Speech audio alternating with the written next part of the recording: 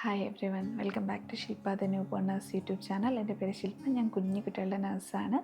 10 ഇയേഴ്സായി different കൺട്രീസിനുള്ള എക്സ്പീരിയൻസും അതുപോലെ തന്നെ UK കുഞ്ഞു കുട്ടികളുടെ സ്പെഷ്യലൈസേഷനും കംപ്ലീറ്റ് ആയിട്ട് UK വർക്ക് ചെയ്യുന്നു. എൻ്റെ ഡെലിവറി കഴിഞ്ഞിട്ട് 2 months ആയി. ഞാൻ ജസ്റ്റ് ചാനൽ സ്റ്റാർട്ട് ചെയ്തതേ ഉള്ളൂ.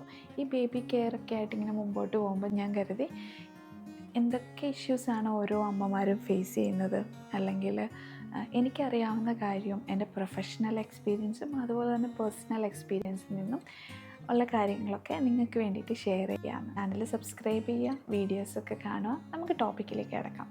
തേൻ എല്ലാവർക്കും ഇഷ്ടമാണല്ലേ? എന്നാൽ WHO അമേരിക്കൻ അക്കാദമി ഓഫ് പീഡിയാട്രിക്സും സ്ട്രോങ്ലി റെക്കമെൻഡ് ചെയ്യുകയാണ് 1 year താഴെയുള്ള കുഞ്ഞുങ്ങൾക്ക് തേൻ കൊടുക്കരുത് എന്ന്.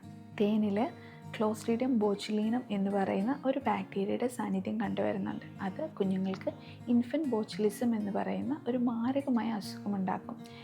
ഈ അസുഖം റെയറാണ്, എന്നാൽ വന്നാൽ അതൊരു മാരകമായ അസുഖമാണ്. ഈ ഇൻഫൻറ്റ് ബോച്ചുലിസം കുഞ്ഞുങ്ങളുടെ നാഡി സിസ്റ്റത്തിനെ അല്ലെങ്കിൽ നെർവസ് സിസ്റ്റത്തിനെ അതുപോലെ തന്നെ മസിൽസിനെയാണ് ബാധിക്കുന്നത്. അതുകൊണ്ട് തന്നെ രോഗലക്ഷണങ്ങളായിട്ട് അവരുടെ മസിൽ വീക്ക്നെസ് ഉണ്ടാവും, തളർന്ന് കിടക്കുന്ന പോലെ നമുക്ക് തോന്നും.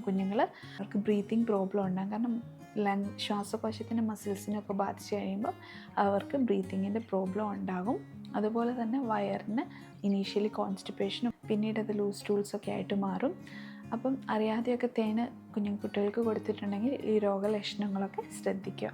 ഈ തേന് ബോയിൽ ചെയ്യുകയോ പാസ്ചറൈസ് ചെയ്യുകയോ ചെയ്തിട്ടുണ്ടെങ്കിൽ ഈ ബാക്ടീരിയയോ അല്ലെങ്കിൽ ടോക്സിൻസോ നശിച്ചു പോകുന്നില്ല. അതുകൊണ്ട് തന്നെ പ്രോസസ്ഡ് ആയിട്ടുള്ള ഫുഡൊക്കെ കുട്ടികൾക്ക് കൊടുത്തു കഴിയുമ്പോൾ പ്രത്യേകം ശ്രദ്ധിക്കുക, അതിൽ തേനിൻ്റെ സാന്നിധ്യം അല്ലെങ്കിൽ ഹണീൻ്റെ സാന്നിധ്യം ഇല്ല എന്ന്.